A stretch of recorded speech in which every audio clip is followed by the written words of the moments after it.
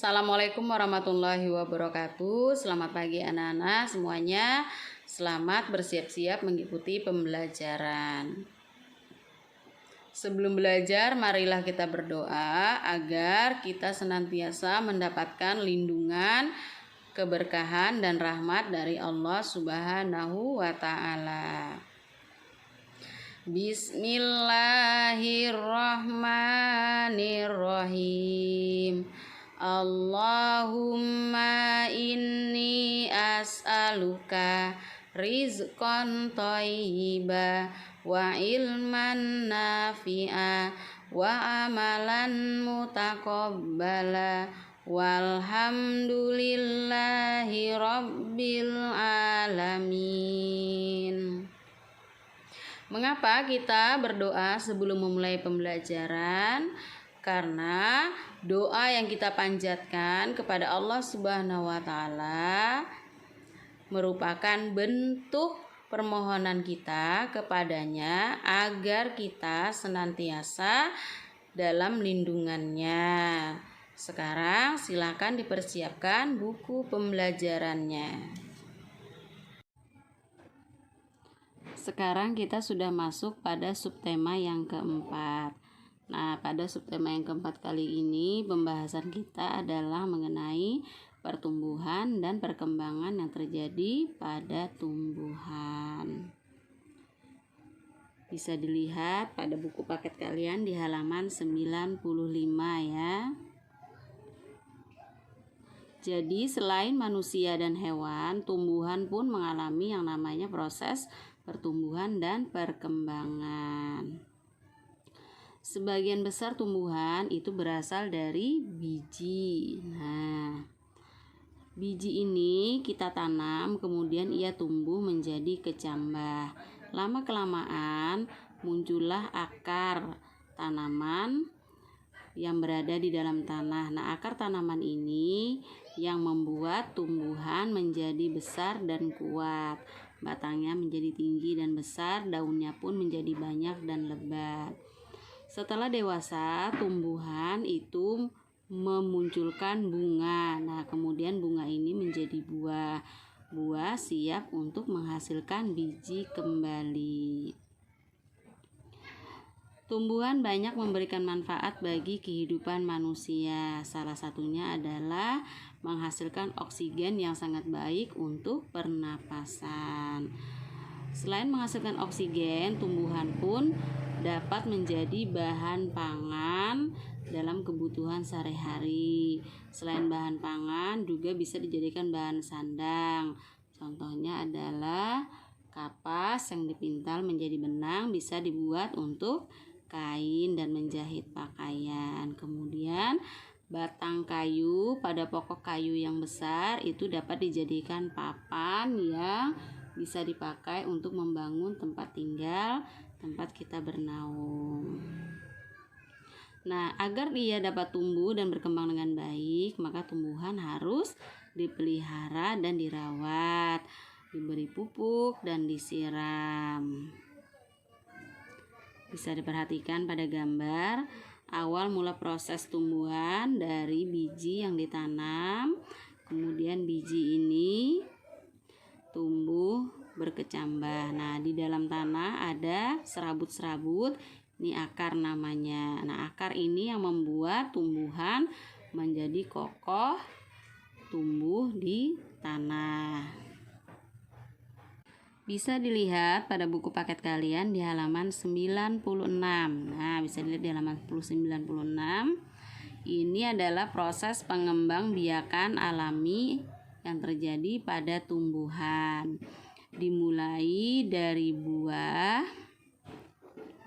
Buah itu di dalamnya ada biji. Nah, biji ini yang ditanam. Kemudian biji tersebut berkecambah. Nah, berkecambah itu seperti ini, muncul daun-daun kecil, kemudian kecambah ini tumbuh lagi, dia akan semakin tinggi. Nah, bisa dilihat pada prosesnya ini, dilihat siklusnya.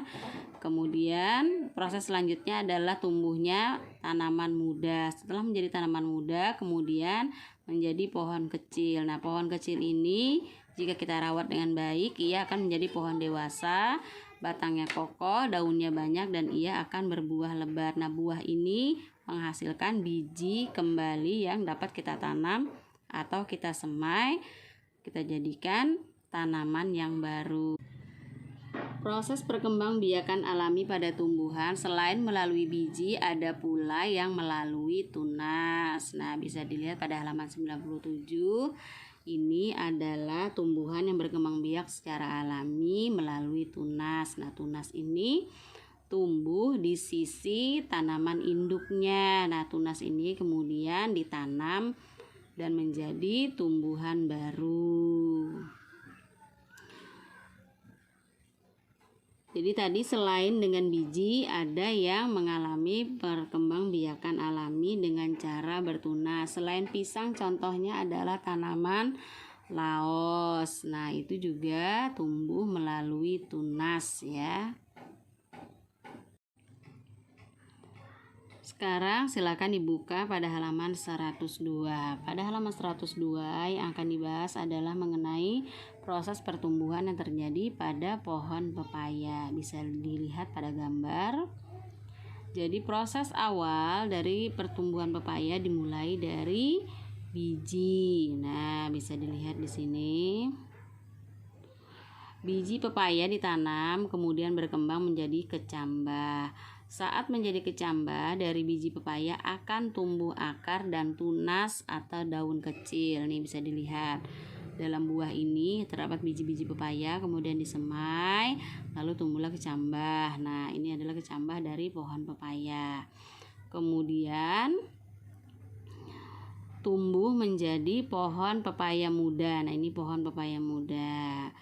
Daunnya tidak terlalu besar, masih kecil-kecil. Nah, bisa dilihat ini.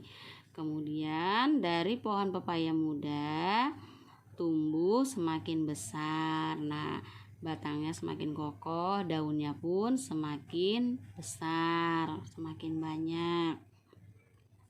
Dengan perawatan yang baik, akhirnya ia menjadi pohon pepaya dewasa. Nah, kemudian pohon pepaya dewasa ini berbunga, lalu bunga itu menjadi buah. Nah, proses selanjutnya buah ini menjadi matang, siap untuk dikonsumsi atau kita makan. Lalu bijinya dapat kita semai atau kita tanam kembali untuk pengembangbiakan selanjutnya. Sekarang kita akan mengamati gambar pada halaman 104. Nah, bisa dilihat pada halaman 104 itu anak-anak sedang berolahraga. Pada gambar pertama itu sedang bermain bola, gambar yang kedua itu sedang main tarik tambang ya. Nah, kegiatan olahraga yang dikerjakan secara bersama-sama itu dapat memupuk yang namanya kekompakan dan persatuan. Nah, kekompakan dan persatuan ini adalah wujud dari pengamalan sila ketiga dari Pancasila. Sila ketiga itu berbunyi Persatuan Indonesia. Nah, dalam permainan sepak bola dibutuhkan kerjasama yang baik agar dapat mencetak gol ke gawang lawan. Demikian pula dalam permainan tarik tambang dibutuhkan kerjasama antar tim supaya bisa mengalahkan lawan. Banyak lagi contoh permainan yang dilakukan secara bersama-sama, misalnya main basket, bola voli, bulu tangkis, beregu. Beregu itu artinya dimainkan lebih dari satu orang dalam satu ruang. Atau permainan futsal. Nah, permainan futsal kan dimainkan lebih dari satu orang dalam satu regu. Itu dibutuhkan kekompakan dan kerjasama dalam regu agar bisa memenangkan pertandingan. Nah, itu adalah sedikit contoh mengenai pengamalan sila ketiga dari Pancasila, yaitu sikap bersatu dalam permainan untuk memupuk kekompakan dan kebersamaan. Sekarang boleh dibuka buku paketnya pada halaman 99. Nah, kali ini kita sudah masuk pada pembelajaran pembagian. Nah, jika pada subtema 1 itu kita membahas penjumlahan, subtema kedua itu membahas pengurangan, subtema ketiga kita membahas perkalian, maka subtema keempat ini kita membahas mengenai pembagian. Silakan dilihat buku paketnya dengan baik.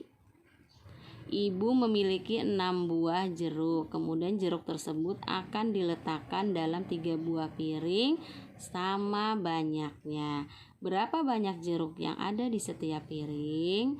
Nah, tinggal sekarang ini jeruknya ada 6, kemudian akan kita bagi dalam 3 buah piring dengan jumlah sama banyak. Pertama kita letakkan 1, setiap piring kita letakkan 1, tersisa 3. Kemudian kita letakkan lagi 1, maka habis semua diletakkan di dalam piring. Jeruk ibu ulang, jeruk ibu tadi akan dibagi dalam 3 buah piring dengan jumlah sama banyak. Yang pertama kita ambil 3 buah jeruk, lalu kita letakkan setiap piring adalah 1 jeruk. Nah, bisa dilihat pada buku kalian di halaman 99, setiap piring itu isinya 1 buah jeruk. Lalu yang tersisa 3 jeruk. Nah, 3 jeruk ini akan kita letakkan kembali di dalam 3 buah piring tadi dengan jumlah sama banyak. Nah, ntar kan sisanya sisa 3. Kita letakkan kembali setiap piring 1, sehingga jeruk tadi habis terbagi di dalam 3 buah piring tadi dengan jumlah sama banyak. Setiap piring berisi 2 buah jeruk. Nah, sehingga 6 buah jeruk dibagi dalam 3 buah piring, hasilnya adalah 2. Setiap piring berisi 2 buah jeruk. Pembagian itu berkaitan dengan perkalian. Sehingga jika dibahasakan dalam bahasa pembagian, 6 dibagi 3 hasilnya adalah 2. Karena 3 dikali 2, maksudnya 3 kali 2-nya ini, 2-nya sebanyak 3 kali, hasilnya adalah 6. Nah, pembagian itu bisa juga dalam bahasanya adalah pengurangan sampai habis. Kalau bahasa matematika dalam bahasa sederhananya adalah pengurangan sampai habis. Nah, bisa dilihat tadi 6 buah jeruk, 6 dibagi dalam 3 buah piring, berarti dikurang 3, hasilnya sisa 3, dikurang lagi 3, hasilnya habis. Sehingga 6 dibagi 3 itu sama dengan, ini 3-nya ada berapa? 1, 2 kali pengurang, hasilnya adalah 2.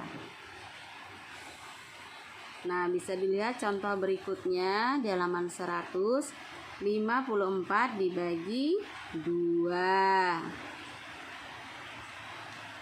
54 itu dibagi seperti ini, puluhannya. Kemudian di sebelah sini satuan. Nah, bisa dilihat pembagian bilangan ratusan dapat dilakukan dengan cara yang sama. Nah, tadi 54 dibagi 2 akan dibagi dengan cara bersusun ke bawah. Nah, bisa dilihat angkanya tadi adalah 54. Kemudian kita beri pagar, ini menandakan akan dibagi. Nah, pemisah pembaginya 2-nya di sini. Nah, kita membaginya dimulai dari angka puluhannya yang di depan. Nah, 5 dibagi 2, kita melihat perkalian 2 yang hasilnya mendekati atau hasilnya sama dengan 5. Ada tidak perkalian 2 yang hasilnya mendekati atau sama dengan 5? Misalnya 1 kali 2, 2, 2 kali 2, 4, 3 kali 2, 6. Nah, berarti yang mendekati dengan 5, 4, dan 6. Kalau 6 berarti kelebihan 1, berarti kita ambil yang 2. 2 kali 2 sama dengan 4. Kita tulis di atas sini hasilnya 2. 2 kali 2 tadi sama dengan 4. Kemudian kita beri tanda garis karena ia adalah pengurangan sampai habis. Baru kita kurangkan 5 dikurang 4 itu hasilnya 1. Nah, baru kita bagi kembali. 1 tidak dapat dibagi dengan 2 karena hasilnya akan setengah ya. Lalu masih ada angka di belakang sini. Kita turunkan angka tersebut, angka 4-nya. 1 dengan 4 menjadi angka 14 ya. Baru kita bagi 14 dibagi 2. Kita lihat perkalian 2 yang hasilnya 14. Ada tidak? Ya, dikali tuh 7. 2 kali 7 hasilnya 14. Nah, 7 kali 2 hasilnya 14. Nah, kita tulis 7-nya di sini. 7 kali 2 tadi 14, baru kita garis. 4 dikurang 4, 0. 1 dikurang 1, 0. Sehingga hasilnya habis. Maka kita ulang tadi, 54 dibagi 2 hasilnya adalah 27. Nah, jadi pembagian itu bisa dikerjakan dengan cara pengurangan sampai habis atau disusun ke bawah, mana yang sekiranya mudah untuk dikerjakan ya. Sekarang kita masuk pada kegiatan ayo berlatih. Nah, pada kegiatan ayo berlatih, kalian mengerjakan halaman 101 soal nomor 1. Kemudian masih halaman 101 soal nomor 5. Ibu ulang halaman 101 soal nomor 1 dan soal nomor 5. Untuk soal nomor 1 dikerjakan bagian A, B, dan C. Mencari jawabannya adalah di dalam kotak berwarna kuning. Dibaca dulu apa yang tertera pada kotak berwarna kuning tersebut. Kemudian baru diisi soal A, B, dan C.